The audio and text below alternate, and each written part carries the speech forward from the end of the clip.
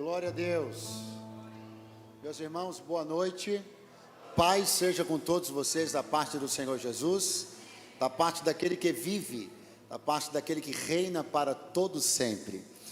Como é bom poder estar hoje aqui, como eu me sinto honrado, lisonjeado com essa oportunidade. Afinal de contas, são 25 anos desta igreja.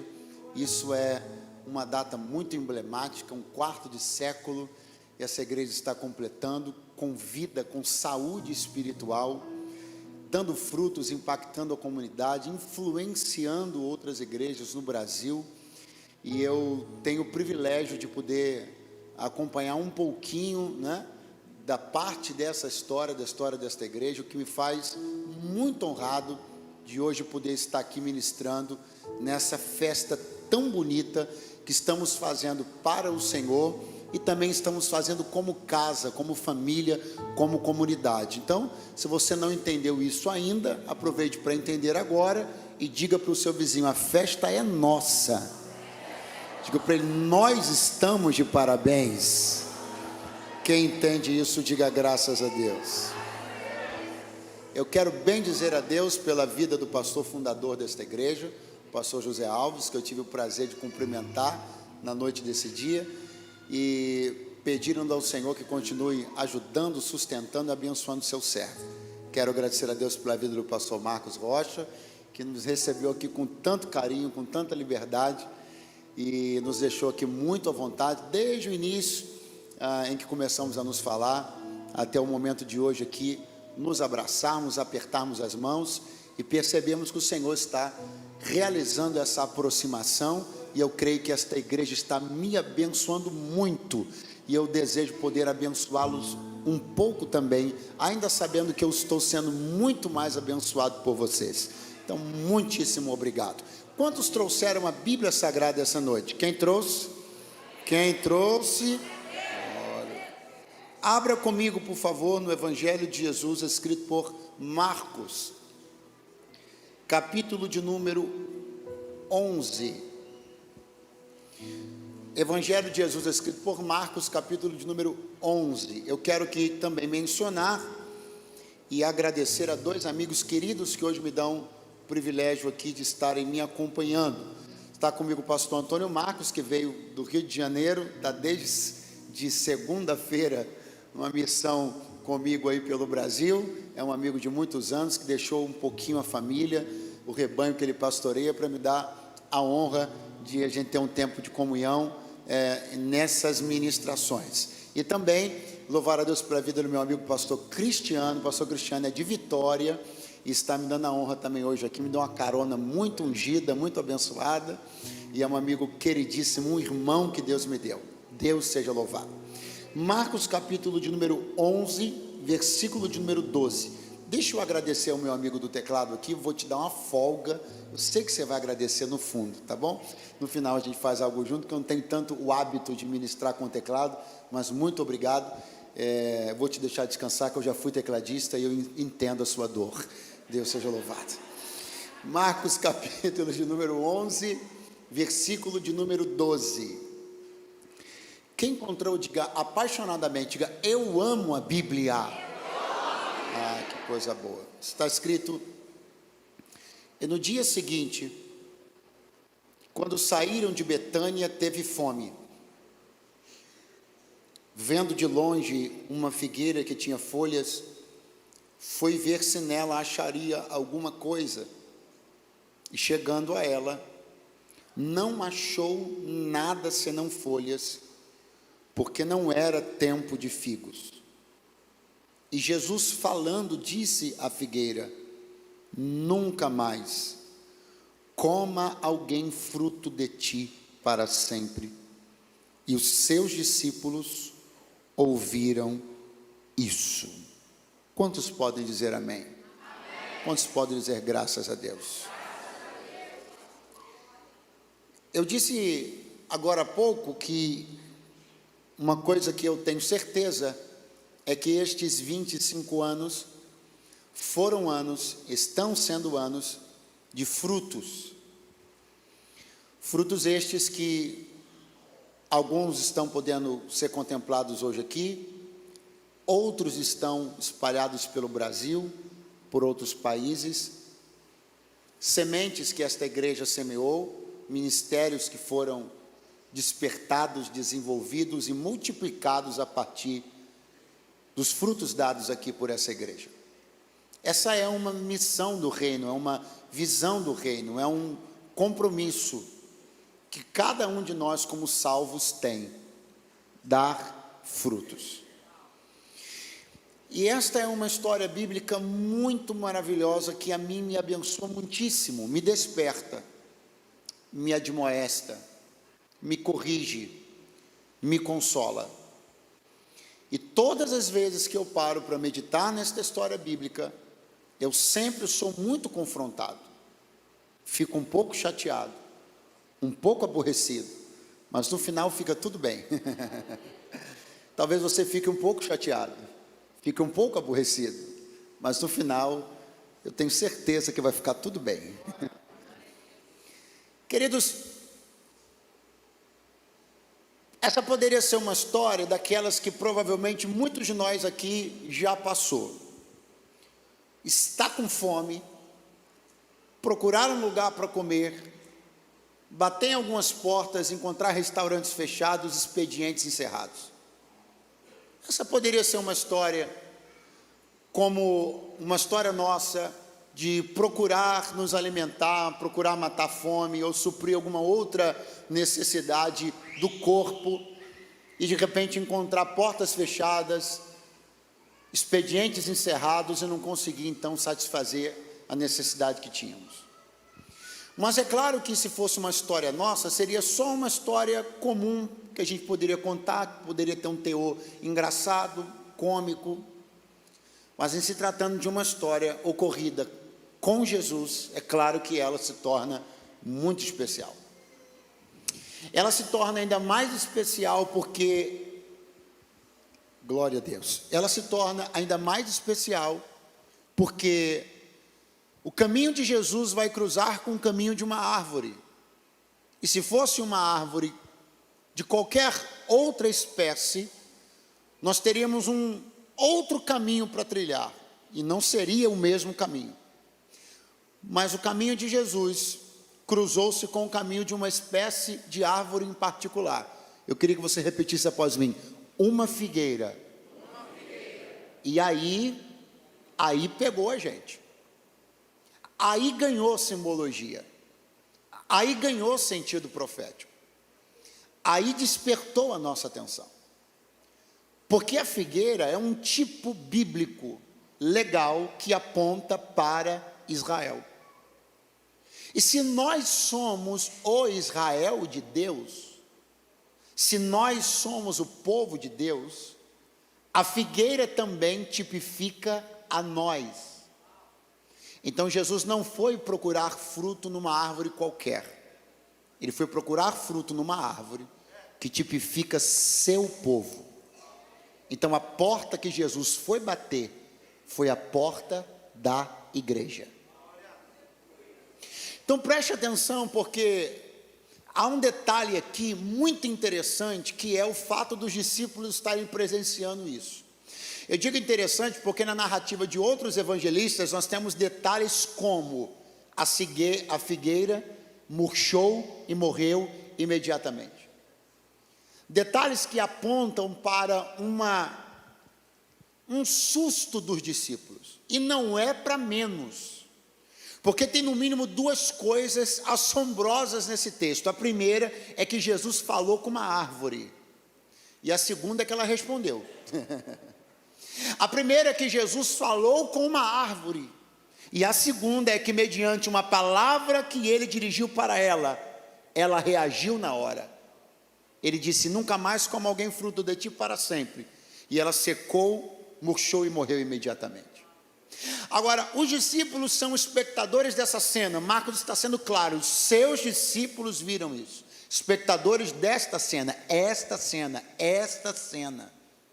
Compreenda, portanto, meu irmão, essa noite, como esta cena é uma cena que vai na contramão das cenas que eles estavam acostumados a observar. Por quê? Porque a dinâmica é diferente do que eles estavam acostumados a ver. As palavras de Jesus costumavam gerar vida aos mortos, saúde aos doentes. Só que aqui, na história, a figueira começou viva e terminou morta. E no meio disso, teve uma palavra de Jesus. Então isso aqui é para arrepiar, da cabeça aos pés. Isso aqui é para deixar com o joelho batendo. Isso aqui é para olhar para Jesus e nunca mais lidar com Ele da mesma maneira. Porque você precisa entender que certas visões têm a responsabilidade de alterar a nossa perspectiva sobre o Evangelho para sempre. Existem coisas que, se nós não víssemos, não saberíamos quem é Deus. Existem coisas que, se não presenciássemos, não nos daríamos conta da seriedade do que é servir a Deus.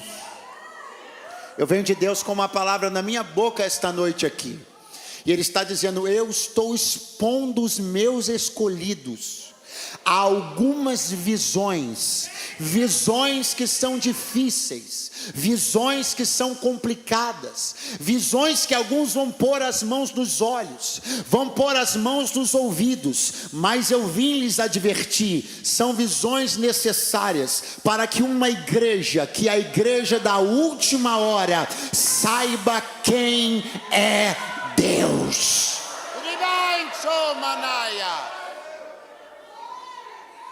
Porque enquanto estamos vendo a morte virar vida e a doença virar saúde, ainda não sabemos na totalidade quem é Deus. Nós estamos contemplando uma faceta de Deus, um aspecto de Deus, mas a totalidade de Deus não é só o Deus que dá vida, também é o Deus que mata. Mas o glória some nessa hora. Enquanto uma ideia romântica, enquanto uma ideia fantasiosa sobre o Evangelho vai sendo desenvolvida e apregoada, crentes cada vez mais fracos e superficiais estão se formando na nação brasileira e no mundo. Mas eu vim falar a uma igreja que ainda sabe que servir a Deus é coisa séria.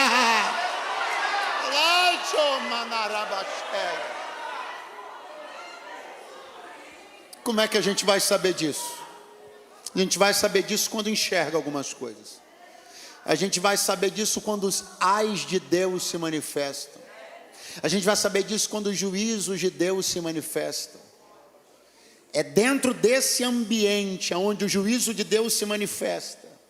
É dentro desse ambiente onde o zelo pela casa do Senhor consome, que alguns valores que tendem a ser arrefecidos na nossa alma, devido às tantas coisas que ouvimos, às tantas doutrinas às quais somos expostos, aí o Espírito Santo vem de dentro para fora dizendo: eu ainda sou o mesmo, santidade ainda convém à minha casa para sempre. Aleluia! Jesus está com fome, sai de Betânia, muito provavelmente instalado na sua base ministerial na Judéia, a casa dos seus amigos Lázaro, Marta e Maria. E ele vem saindo da sua base ministerial na Judéia, rumo ao templo, uma logística que fez muitas vezes. Saindo de Betânia, sente fome. Saindo da casa, muito provavelmente de seus amigos Lázaro, Marta e Maria, sente fome. E de repente a Bíblia diz assim: viu de longe. Diga comigo, repita após mim, por favor. Viu de longe. Pastor, o que ele viu de longe? Marcos diz: uma figueira que tinha folhas. O comportamento da figueira do Oriente Médio dos dias de Jesus é este: Primeiro ela apresenta os frutos, depois ela apresenta as folhas.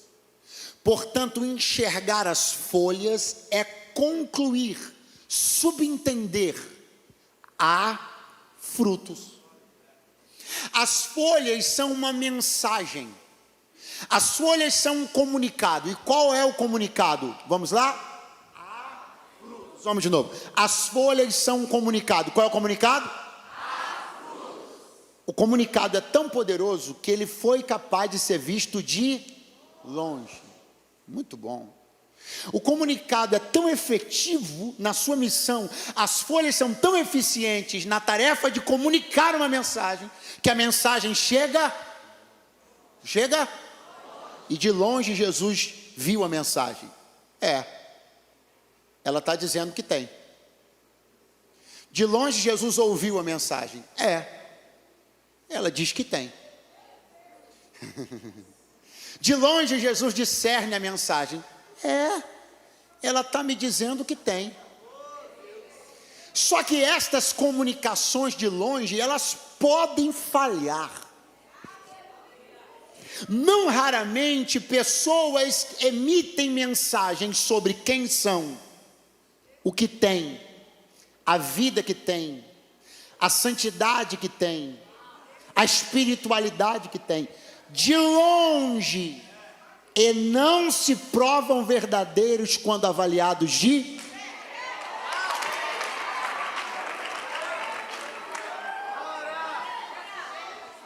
É por isso que Jesus fez o que ele fez. Pastor, mas ele não conhece tudo? Sim.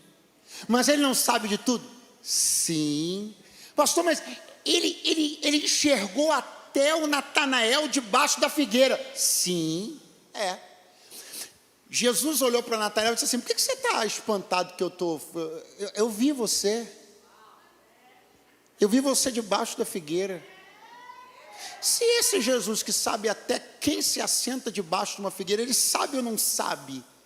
Se tem ou não tem? Sabe. Só que ele vai deixar uma coisa, porque tudo isso aqui faz parte de uma grande chamada de atenção, onde Deus está criando um modelo de advertência para cada um de nós. Qual? O modelo é o seguinte: se tu disseres que tem, se tu anunciares que tem, eu vou aí para conferir. Porque não existe nada que resista ao teste da proximidade. Nenhuma falácia resiste à proximidade. Nenhuma maquiagem resiste à proximidade. Nenhum cal de sepulcro resiste à proximidade. O teste de Deus não é teste de redes sociais. O teste de Deus não é teste de filtros. O teste de Deus é teste de proximidade.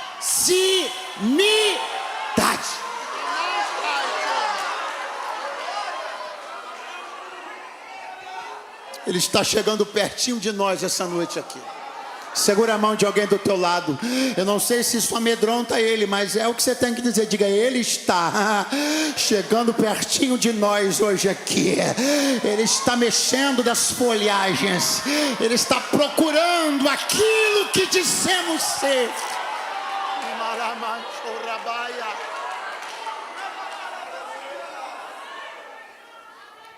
Pastor, como é que as coisas muitas vezes funcionam? Funcionam assim, do jeito que aconteceu aqui. A Bíblia diz que Marcos diz que Jesus chegou, procurou e não tinha nada, senão as folhas. Então Marcos está dizendo o seguinte, aquilo que Jesus viu de longe estava lá, as folhas. Mas aquilo que as folhas supostamente anunciavam que tinha junto com elas, isso não estava. E isso apareceu numa investigação próxima. Isso apareceu no tete a tete. Isso apareceu no olho. Qual é o nosso desafio? Vou lhe dizer: sermos uma agradável surpresa. Para quem? Para quem te viu de longe. E quando se aproximou de você, descobriu que você ainda era melhor. Segura a mão de alguém que está do teu lado, fala assim para ele: nós, salvos, somos agradáveis surpresas. De longe parecemos bons, de perto somos ainda melhores. De longe parecemos piedosos, de perto somos ainda mais piedosos. De longe parecemos crentes, mas de perto somos ainda mais crentes. Aleluia! Eu não quero ser uma decepção para as pessoas que veem as minhas folhagens de longe. Eu creio que o Senhor me chamou para mostrar algo de longe que se comprove de perto. Vem Jesus se aproximando. Procura e não. Quem ainda está aí, diga amém. Só estamos nos aquecendo. Jesus procura, não acha. Aí Marcos diz assim: porque não era tempo de figos. É um ponto que parece que a mensagem acabou de acabar. E o que eu vou precisar pedir desculpas aos irmãos pela minha exegese absolutamente equivocada. Pedir desculpa à liderança e voltar para o meu lugar. Porque se não era tempo de figos, parece que a mensagem acabou de colapsar agora. Porque afinal de contas, se você for procurar manga na mangueira em abril e não achar, não reclame. Porque abril não é tempo de manga. Só que eu estou vendo que Jesus foi procurar figo numa figueira. Não era tempo de figos e ele continuou agindo. Olhou para ela e disse: nunca mais coma alguém fruto de ti para sempre. Aí eu me pergunto, o que é isso? Teria Jesus acordado de mau humor? Estaria pronto a sentenciar quem quer que fosse que lhe desagradasse? Estaria Jesus tomado de um espírito de tirania, de soberba, a ponto de qualquer coisa que saísse fora do cronograma que ele esperava, ele fosse severo e punitivo, sim ou não? Alguém está em dúvida ainda? Sim ou não? Não. Você acha que ele acordou de mau humor aquele dia e foi descontar na figueira? Sim ou não? Você acha que naquele dia ele entrou na carne, igual a gente de vez em quando chuta umas coisas, uns negócios, e aí ele falou assim: hoje eu mato uma figueira pelo menos, né? Sim ou não? Então qual é a explicação? Qual a explicação para mesmo Marcos dizendo não era tempo de figo, Jesus ter continuado? Ele ignorava as estações? Ou ele compreende que quando o Senhor das estações, quando o dono do tempo requer algo de alguém, as estações que deem seu jeito,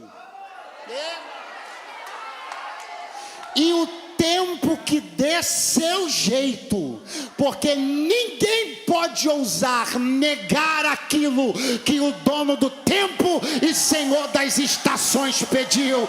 Enquanto você arruma coragem para levantar a mão, não me falta coragem para profetizar. Arrume um tempo, porque quem está te pedindo é o dono do tempo. Aleluia!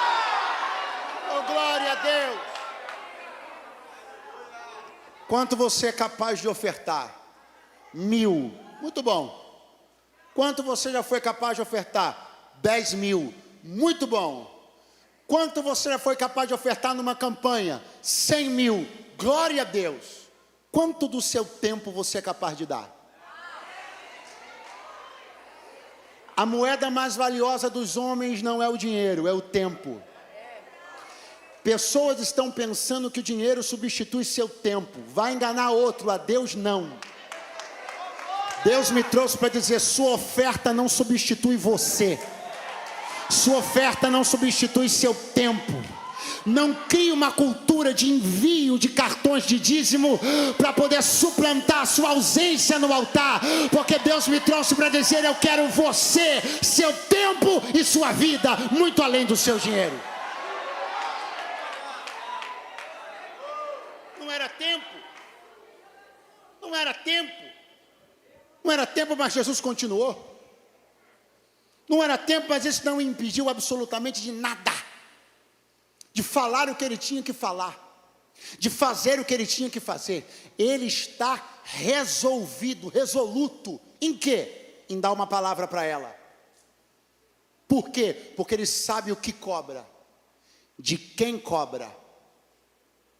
Jesus não está batendo na porta da Síria. Jesus não está batendo na porta da Babilônia.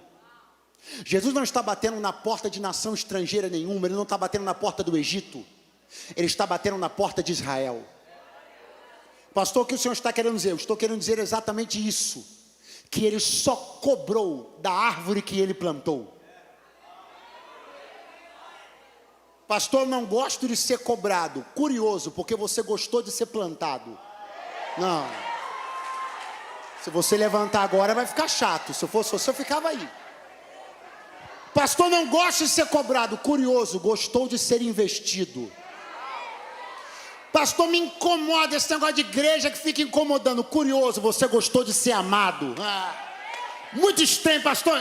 Tudo que eu peço é não me bota em grupo. Curioso, quando você era um excluído, você gostou de ser inserido no corpo de Cristo.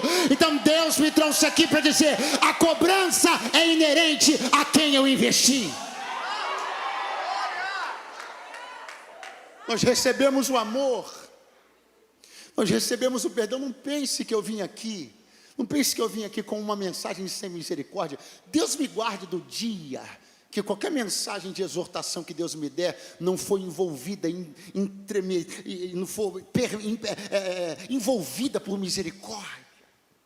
Mas eu preciso dizer a você que o amor nós gostamos, o investimento nós gostamos, sentir-nos pertencentes a alguma coisa nós gostamos, mas a cobrança nos incomoda. E eu preciso que você compreenda que não raramente as pessoas tão incomodadas com a cobrança são aquelas que perderam a luta contra a sua vaidade. É por isso que essa aqui é uma escola de corações. Já diga para alguém do seu lado, diga: a igreja é uma escola de corações. Aqui você aprende submissão, aqui você aprende princípio de autoridade. É por isso que os desigrejados se amontoam, porque eles não têm coragem de ser igreja. Para ser igreja precisa anular o ego. Para ser igreja precisa admitir cobrança. Para ser igreja,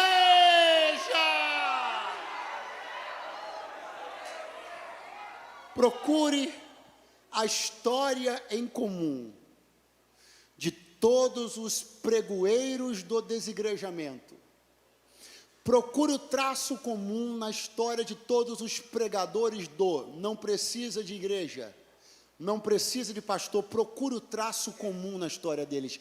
Todos eles insubmissos, todos eles rebeldes, todos eles desobedientes, todos eles não sabem acatar ordem, todos eles não admitem ser cobrados sobre nada. É por isso que são pregadores do desigrejamento, porque não tiveram coragem de ser igreja. Mas está aqui um povo que tem coragem de ser igreja. É por isso que Jesus cobrou. Jesus cobrou porque ele plantou, cobrou porque ele investiu.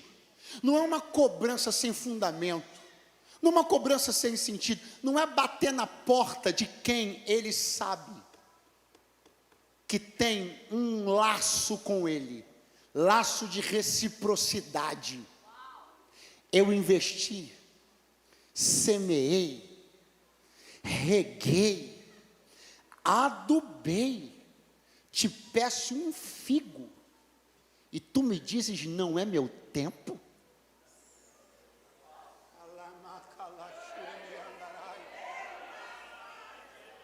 Bati na porta da casa que eu edifiquei. Eu estou batendo na porta da casa que eu sustento. Eu não estou requerendo nada daqueles que são alheios, estou requerendo dos filhos.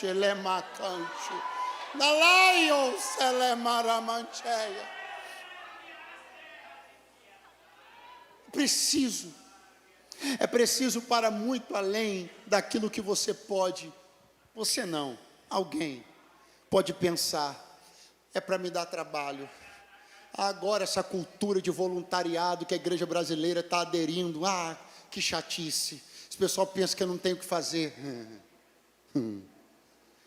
Não é sobre te dar trabalho. É sobre te dar a oportunidade de cumprir algo que diz respeito à sua essência. Você nasceu para dar frutos.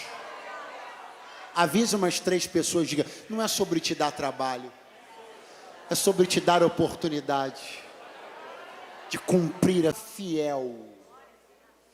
O fruto é o atestado fidedigno, o fruto não mente. O fruto, a manga não é o ensaio da mangueira, a manga é seu produto natural. A manga não é o teatro da mangueira, a manga é seu resultado natural. Sabe por que muita gente não quer frutificar? Porque tem medo do que vai aparecer. Porque o fruto não. Ligue a sua mente comigo, porque essa é a hora que você começa a ficar com raiva. Aleluia. E começa a pensar, quem teve a ideia de trazer este servo do Senhor? Aleluia. Então não permita que isso aconteça e continue comigo, porque eu não vou extrapolar o tempo. Olhe para mim. Pelo menos não pretendo, não sei o que vai acontecer. Jesus então está se aproximando, para quê? Para dar uma macro lição a respeito de uma dinâmica do reino. Dá frutos, dá frutos, dá frutos, dá frutos. Porque há um mistério. Porque há um sentido. Porque há um poder que excede, vou repetir muito, essa visão pequena que alguém tem de tá me dando trabalho, tarefa, eu já tenho ocupação. Isso não é ocupação, isso não é louça para lavar, isso é fruto para produzir. Isso não é tijolo para assentar. Você é pedreiro? Isso não é tijolo para assentar, isso é fruto para produzir. Ser engenheiro, isso não é projeto para fazer, isso é fruto para produzir. Não confunda seus negócios com o reino. O reino está muito além dos seus negócios. É sobre dar uma oportunidade para que o cumprimento de um dever essencial ela possa dar frutos, dar frutos, dar frutos, dar frutos, dar frutos. Por quê? Porque só o fruto responde a uma demanda muito especial e particular, que eu conto para você, trazendo para nós o exemplo da história de um rei chamado Ezequias. Quem está aí, diga amém. O rei Ezequias ficou doente, e doente como estava, Isaías entra na casa dele e diz assim: Ezequias, arrume a sua casa, porque você morrerá e não viverá. Isaías sai, você conhece a história, Isaías sai, Ezequias se vira para a parede e começa: Senhor, lembra-te, peço-te, andei na tua presença, isso, aquilo, me ajuda, eu não quero morrer, aquela coisa toda. O Senhor diz assim: Isaías, volta. Isaías voltou. O Senhor diz assim: Isaías, diga para ele, que eu estou dando a ele 15 anos de vida. Você não deu glória porque não foi nenhum parente seu, né? Estou dando a ele 15 anos de vida. Essa foi a palavra. Isaías olhou para o rei Ezequias e disse: o Senhor está te dando 15 anos de vida. De repente Isaías dá uma olhada, cabeceira da cama, criado mudo, por ali tinha uma pasta de figos. Isaías olha e diz assim para os servos da casa: ponham uma pasta de figos nas feridas do rei. Eu fico olhando e me perguntando, Deus tem poder para chegar para o homem e dizer para ele: seu tempo acabou. Deus tem poder de voltar e dizer: estou te dando mais 15 anos. E para que Deus precisa de uma pasta de figo? Com a mesma autoridade que Isaías diz: vai morrer, e agora ele diz: vai viver. Bastava que ele erguesse as mãos sobre as chagas abertas do rei Ezequias, e num simples passar de mão, numa simples oração ou gesto, o mesmo Deus que comanda vida e morte fecharia todas as feridas do corpo do rei. Alguém tem alguma dúvida aqui a respeito disso? Então a pergunta é: por que Deus faz o que é mais difícil dar 15 anos de vida e coloca a tarefa de fechar as feridas a cargo de um remédio que estava ali o tempo inteiro e que não é pasta de árvore qualquer, é uma pasta de figo.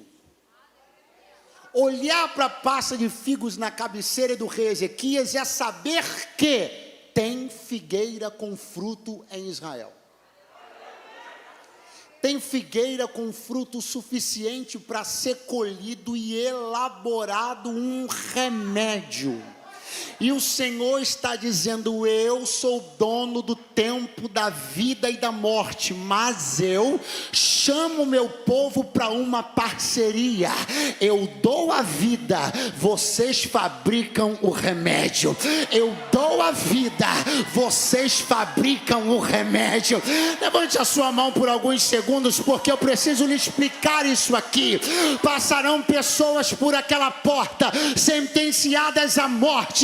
Nós não temos o poder de dar a vida a elas, Deus dará, mas elas entrarão com feridas abertas e Deus dirá sobre estas feridas: o remédio que a igreja faz vai sarar.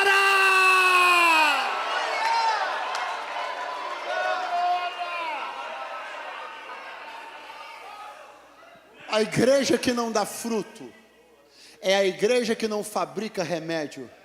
A igreja que não fabrica remédio é a igreja onde as pessoas existem, mas não desfrutam. Pastor, me explique. Explico. Isso aqui é muito sério. Se eu fosse você, eu redobrava a sua atenção. O que Deus determinou? Você vai viver 15 anos. Com ferida aberta ou fechada, dependia se a figueira tinha dado fruto.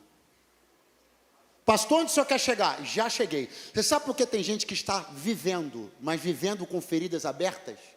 Com sangramentos que não se interrompem? Porque elas pegaram os anos que ganharam e colocaram debaixo de árvores que não têm fruto para dar. Pega a mão de alguém que está do teu lado aí, dá uma chacoalhadinha e diga para ele: ainda bem. Não, você tem que falar isso com mais emoção. Diga: ainda bem que você pegou os anos de vida que Deus te deu e colocou debaixo de uma figueira com frutos chamado Hebron, que há 25 anos fabrica remédio.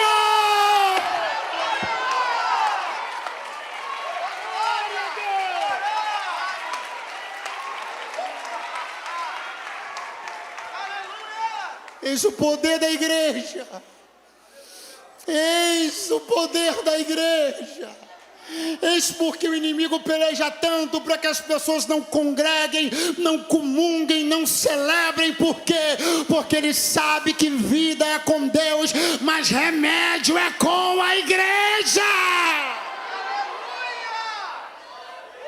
Por isso que eu sou defensor árduo da igreja, defensor árduo da congregação, defensor árduo da frequência presencial. A todos os queridos que estão pela internet agora, Deus em Cristo os abençoe, que a graça de Deus chegue na sua casa, mas que você o mais brevemente possível esteja aqui na igreja, porque eu não posso mentir para você. Tem um remédio aqui que não é entregue em domicílio para quem não precisa. Tem que vir buscar.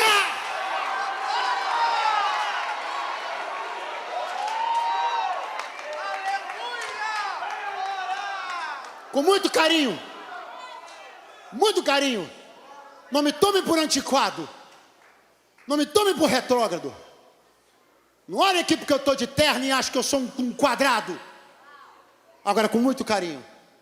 Muito cuidado, para que a igreja cibernética não se torne a igreja preguiçosa. Muito cuidado para que aqueles que não precisam da internet se apoiem na internet e não congreguem mais.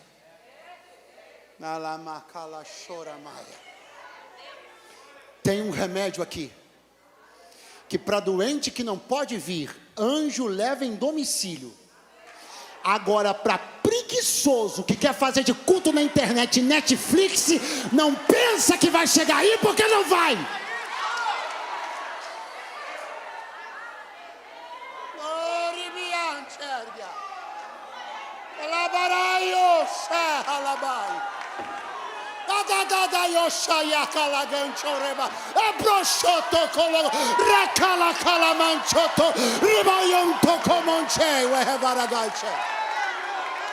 Aleluia.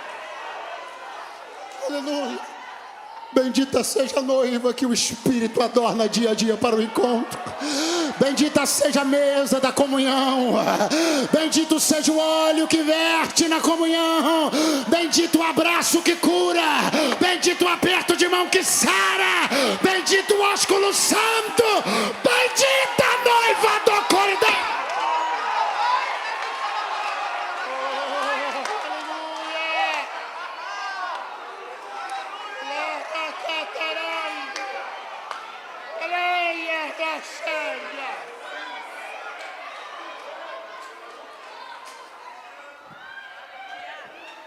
Avisa para o seu vizinho. Avisa para o seu vizinho. Deus nunca ficou por baixo. Nunca. Não ficou nem vai ficar.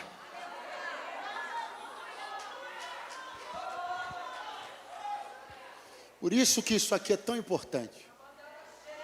Porque isso aqui é sobre um código no mundo espiritual que algumas pessoas estão brincando e ainda não entenderam. Porque um dia Deus chamou Adão e Eva e escreveu um contrato simples, com um parágrafo só, de uma cláusula una. Comam do que vocês quiserem, só não comam do fruto muito fraco, não comam do fruto da árvore da ciência do bem e do... O que eles fizeram?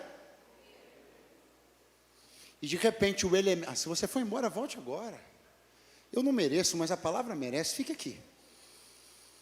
De repente o elemento fruto tornou-se o responsável. De repente o elemento fruto tornou-se ligado à queda do homem. Vou repetir. De repente o elemento fruto tornou-se ligado à queda do homem. Pastor, esse negócio pode ficar mais terrível ainda? Pode. Pastor, essa conexão ela pode se tornar mais poderosa ainda? Pode. Escuta só. Adão e Eva perceberam-se nus. E nus como se perceberam, tiveram uma ideia. Abriram um ateliê.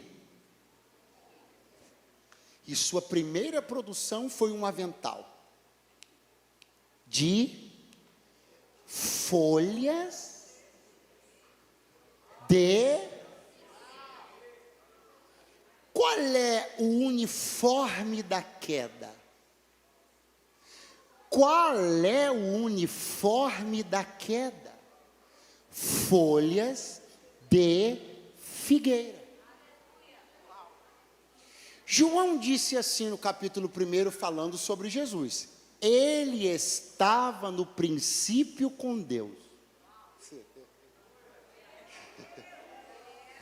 Significa que o nome de Jesus não está no Gênesis, mas ele estava bem ali, olhando o uniforme da queda do homem. Um avental de folhas de figueira. Tem fruto aí, Adão? Não tem. Tem fruto aí, Eva? Não tem. O que tem aí? Só as folhas. Volta para cá.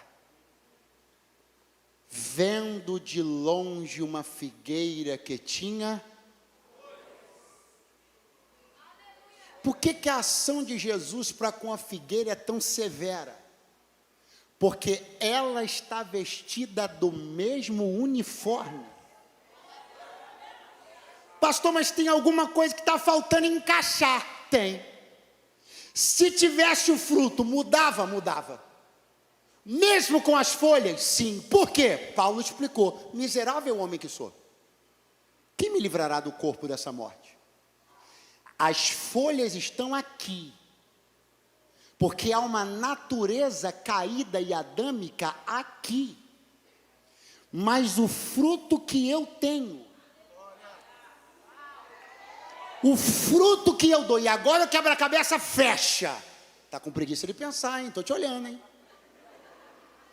Porque quando o elemento fruto, é por isso que eu falei para você dizer para o teu irmão que Deus nunca fica por baixo.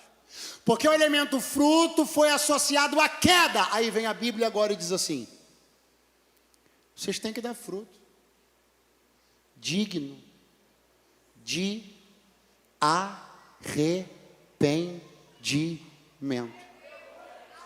Por que a figueira com folhas é condenada, mas com fruto não seria? Porque com folhas tem a natureza do pecado, mas com fruto ela diz: me arrependi. Segura a mão de alguém que está do teu lado, fala para ele: dessas folhas aí, você só se livra no céu, mas cada fruto que você dá, você está dizendo para quem quer saber: sou um homem arrependido, sou uma mulher arrependida, a graça me alcançou. Glória. Veja isso. E o vosso fruto permaneça. O que é que consumir o fruto gerou para o homem? Queda e morte. O Senhor disse: quando você comer, você vai morrer. Então o fruto determinou a queda e a finitude. Mas Deus nunca fica por baixo. Deus pegou o mesmo elemento e disse: se vocês derem frutos, o fruto permanece. Pastor, me explica. Vou explicar. Deus não podia revogar a sentença. Deus disse para o homem: se você pecar, você morre. Então, desde que o homem pecou, todos nós fomos fadados a esse fim: morrer. A morte entrou na humanidade, sim ou não? Deus podia revogar isso, sim ou não? Deus não podia fazer com que nós nos tornássemos imortais, porque comemos o fruto. Só que como é que ele resolveu isso? Ele disse assim: dá fruto, porque mesmo que você morra, o seu fruto permanece depois de você. Pega na mão de alguém que está do teu lado, fala para ele assim: ó, não dá para resolver isso não. Se Jesus não voltar, todos nós vamos morrer por causa do fruto que Adão comeu.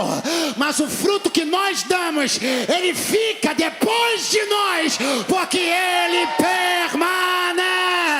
Nesses 25 anos, tem gente que estava no início da igreja, não está hoje mais aqui, mas o fruto está aqui, porque o fruto permanece. As mensagens que você prega permanecem, as canções que você canta permanecem, a visita que você faz no sol da tarde permanece. O conselho que você dá para um casal em conflito permanece. A instrução que você dá aos seus filhos permanece.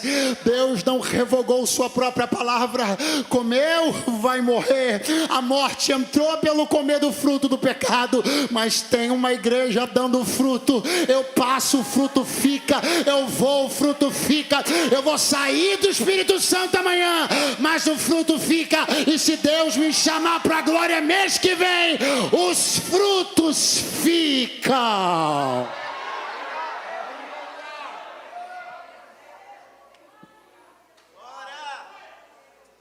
Eu espero que você esteja entendendo como é importante dar fruto. Eu vou encerrar agora. Jesus parou na frente da árvore. Procurou e não achou. Meu irmão, se eu te lembrar uma coisa que você, não sei, de repente você esqueceu. Quem está procurando fruto não é Pedro, não é Tiago e nem João. Quem está procurando fruto é Jesus. Um dia Pedro chegou para Jesus, melhor, nem chegou, Jesus que chegou onde ele estava, percebeu ele meio aflito e falou assim: ô Pedro, na verdade a gente não devia nem pagar imposto não, nós somos filhos. Para a gente não escandalizar esse pessoal, faz o seguinte: vai no mar, lança o anzol, Não precisa jogar rede, não. Lança um anzol. Não precisa ficar esperando. Lança uma vez só. O primeiro peixe que subir é meu. Eu já tenho um acordo com ele. Abre a boca dele, tem um estáter lá dentro. Vale 4 dracmas ou 2 de dracmas. Pague o meu imposto, o seu. Mestre, tem troco. Deixa para César. Não, você foi embora, que pena. Vamos de novo. Estou falando para você sobre um Cristo que tem a capacidade de fornecer o que precisa, de múltiplas formas e maneiras. Falando para você de um Cristo que transformou água em vinho. Fique aqui comigo. Meu irmão. Vamos lá. Procurou. Está com fome. Não tem figo. Qual a dificuldade de resolver isso para Jesus? Nenhuma. Estenderia a mão em qualquer ponto de qualquer galho que quisesse. E o fruto saltaria do galho, enchendo a sua mão maduro. Ele tirava.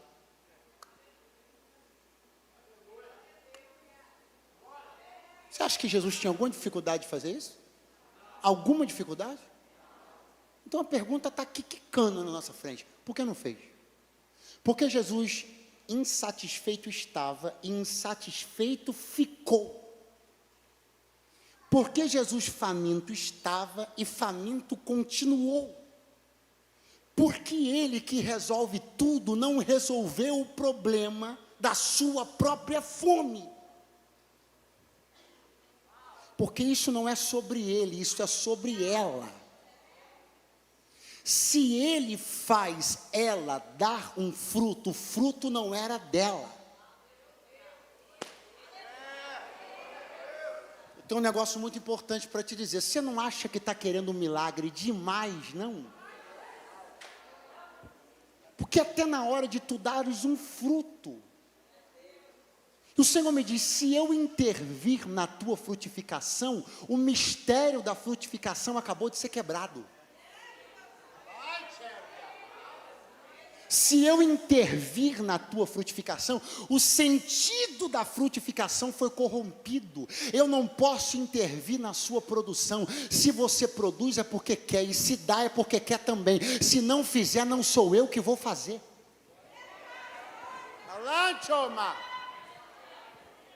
Pastor, isso é antibíblico. Como assim antibíblico? Pastor, mas os frutos do Espírito são de você. Os dons que são do Espírito para você. O fruto quem produz é você. A gente está querendo milagre demais. A gente quer intervenção aonde o princípio da espontaneidade reina. Se Deus intervém, quebra a espontaneidade. Se quebra a espontaneidade, não tem poder de entrega. O poder espiritual da entrega está na espontaneidade. Se Deus entrar e intervir, não tem espontaneidade. Se não tiver espontaneidade, então nós vamos nos assemelhar a qualquer filho de qualquer religião que é obrigado a entregar e fazer serviços por coação de demônios. Então Deus me trouxe para dizer, você ainda não entendeu quem sou eu, irmão? Não te obrigo a nada, não boto faca no seu pescoço e não intervenho. Se der, é porque quer dar.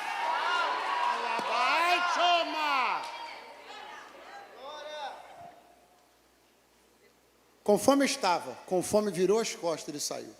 Não antes de olhar para ela. E dizer a seguinte frase. Repete comigo. Nunca mais. Eu senti que você ficou com medo. Essa palavra, essa frase mexe com a gente. Vai de novo. Nunca mais. Coma alguém fruto de ti. Para sempre. Pergunte para mim, o que aconteceu? Ela morreu. Agora eu te pergunto, relembre-se da frase que eu acabei de pedir você para repetir e diga para mim, tem a palavra morte nessa frase? Tem a palavra morte? Tem o verbo morrer nessa frase? Em algum momento Jesus citou a palavra morte ou o verbo morrer? Sim ou não? Mas contudo a figueira morreu. Por quê? Porque mesmo ele não tendo dito para ela morra, ela morreu. Porque mesmo ele não tendo usado a palavra morte, ela morreu. Porque ele disse, nunca mais coma alguém fruto de ti para sempre. Qual é o teu estado? Qual é o estado que eu estou atestando e apontando? Infertilidade. O que aconteceu depois? Ela morreu. Pergunte por quê? Porque a infertilidade é a antessala da morte. A gente está brincando com o negócio de não dar fruto, sem entender que escolher não frutificar é escolher morrer. A gente está brincando com supostas aposentadorias, anos sabáticos, e Deus está dizendo, cuidado para você não estar escolhendo morrer. Porque escolher não dar fruto é escolher morrer. Pastor, Deus me livre, eu não quero morrer. Mas quer parar?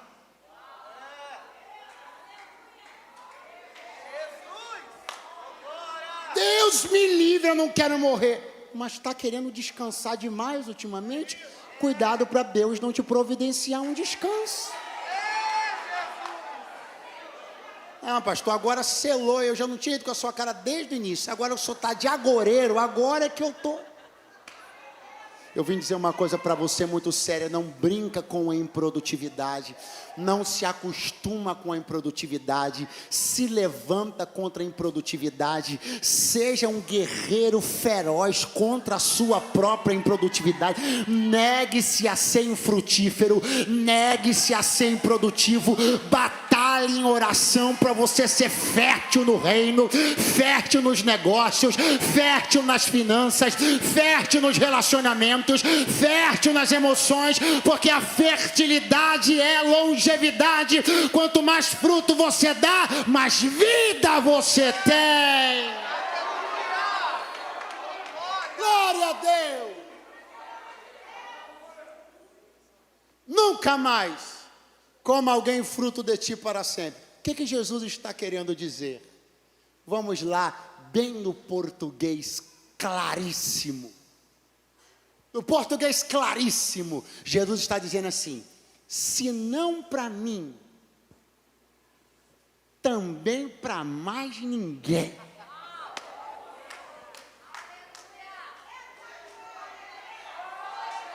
Não é isso? Me corrijam, por favor, se não foi isso que Jesus falou. Nunca mais coma alguém fruto de ti para sempre. Jesus está dizendo o seguinte, ninguém come mais.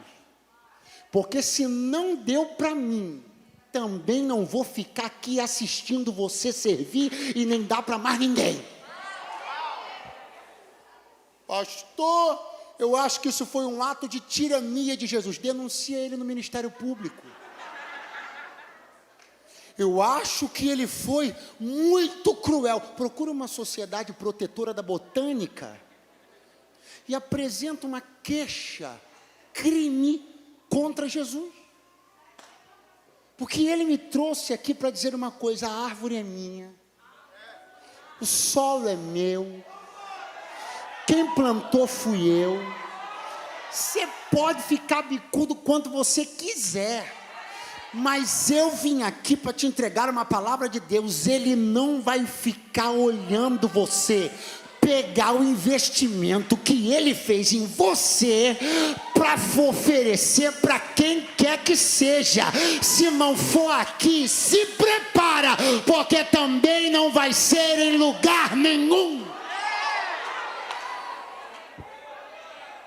Que digam os que, exatamente neste momento, estão batendo cabeça e batendo com a cara em diversas portas dessa cidade, desse estado, porque saíram do altar, negando-se a dar fruto no altar, e o Deus olhou e disse, espera aí, plantei, investi, reguei, tu acha que eu vou ficar assistindo você pegar o que eu te dei e oferecer para qualquer um, não vai não. A decisão que você tem que tomar hoje é a seguinte: ou tu decide entregar o que Deus te pede aqui, ou saibas que tu também não entregarás em nenhum outro lugar, porque Ele não vai abrir mão nem de você, nem do investimento que Ele fez eu estou precisando de alguém com coragem para levantar a mão, chamar os músicos para cá. Eu estou precisando de alguém com coragem para levantar a mão, porque hoje o Senhor me trouxe para dizer: eu tenho gerado algo no teu coração, requerido algo de você. Você foge para um lado, escapa para o outro, mas hoje acabou a fuga. Hoje você entrega aquilo que me pertence.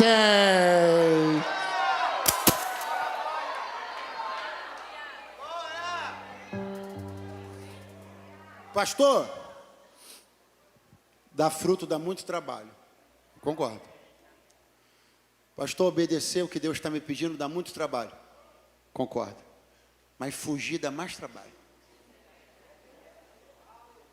Fugir dá mais trabalho do que se encontrar com propósito. O tempo que você está fugindo de entregar o que Deus te pede, tu já poderias estar vivendo a plenitude da bênção e do favor de Deus há muito tempo. Eu não vim aqui com a pretensão de que minhas palavras vão te convencer.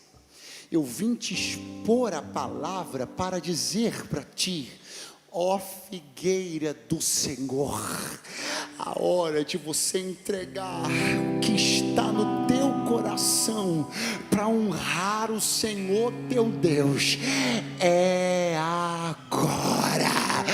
Pega a mãozinha de alguém que está do teu lado, fala para ele: não é depois das férias de julho, não, não é depois do Natal, não, não é depois do 13º, não, é agora.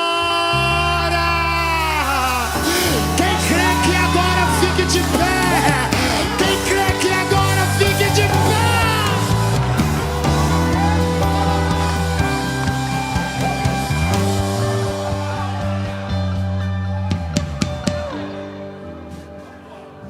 Que a tua fuga termine hoje.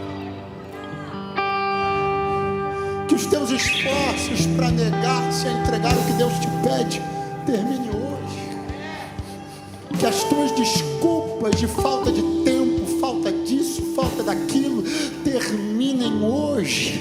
Porque não é o Eduardo que veio procurar entre as tuas folhagens. Quem veio procurar é o Senhor da seara. Ele está passando aqui. Ele está passando aqui. Ele está passando aqui. Ele começa a passar aqui no altar. Está passando, passando, passando. As pisadas dele são como fogo. Deixa ele passar, deixa ele passar, deixa ele passar. Uma ferida de sede por ti. Pastor, eu estou assustado. Você está dizendo que ele vai passar. E eu estou aqui pensando em todas as promessas que eu fiz na virada do ano e não cumpri. Pastor, estou assombrado. O Senhor está dizendo que ele vai passar. Eu estou aqui pensando em todas as orações que eu não correspondi ao que disse que faria. O Senhor está dizendo que ele vai passar. E eu já estou com meu coração queimando, pegando fogo, porque eu sei que ele tem me pedido algo há tanto tempo. E eu tenho renegado. Mas escute o que eu vim lhe dizer: ele não vai passar. Ele não vai passar para consumir. Ele vai passar para dar uma chance. Porque eu não vim aqui pregar uma palavra de juízo definitivo. Eu vim pregar uma palavra de misericórdia. Ele me trouxe para dizer: eu estou passando. Mas enquanto eu estou passando, reafirma a promessa que você me fez. Enquanto eu estou passando, revalida o voto que você fez. Enquanto eu estou passando, peça misericórdia.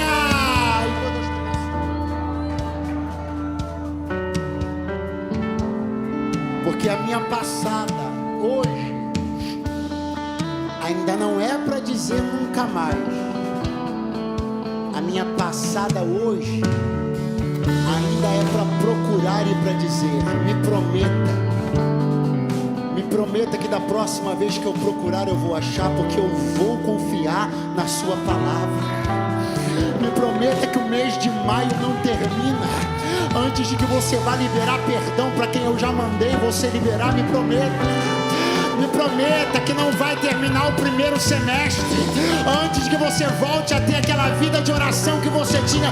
Me prometa. Ele está passando aqui, Ele está passando aqui. Fala com Ele agora, fala com Ele agora. Quebranta o teu coração na presença dEle. Quebranta o teu coração, quebranta o teu coração.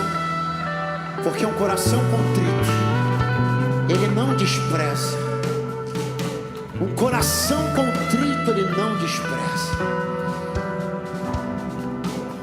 Aos soberbos, Ele abate. Mas os que se humilham, Ele os exalta. Eu quero convidar você a estar diante de alguém agora. De frente para alguém. Por quê, pastor? Porque os seus olhos estão mais perto dos dele do que os meus. Porque ele vai enxergar você mais facilmente do que a mim. Porque a voz sua está mais perto do ouvido dele do que a minha. Porque Deus vai usar você. Eu estou sentindo aqui um temor, um quebrantamento tão grande da parte do Espírito Santo, porque hoje é noite de novas oportunidades, hoje é noite de revalidar os votos, hoje é noite de reafirmar as promessas, hoje é noite,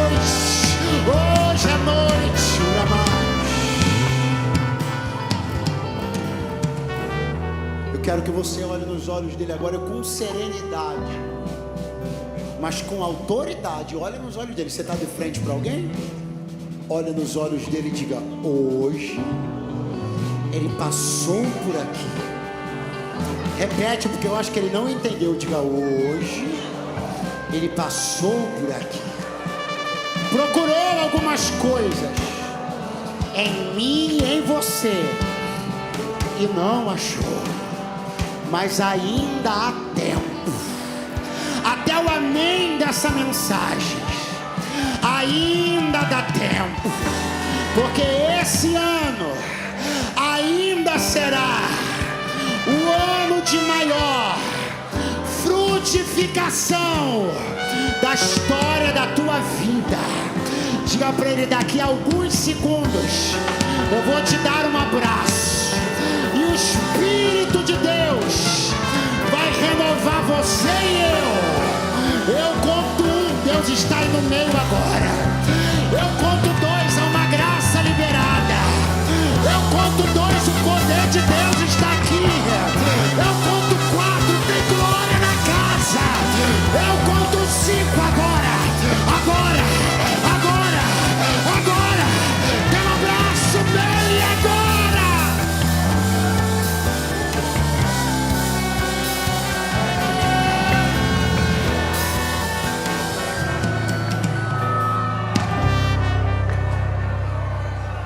Vá viver o que Deus te pede.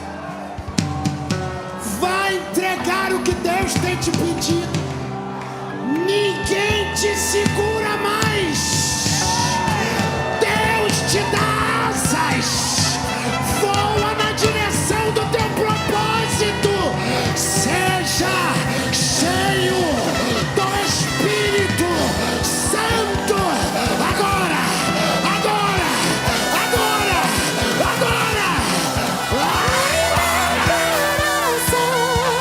Com a ferida de fome forte.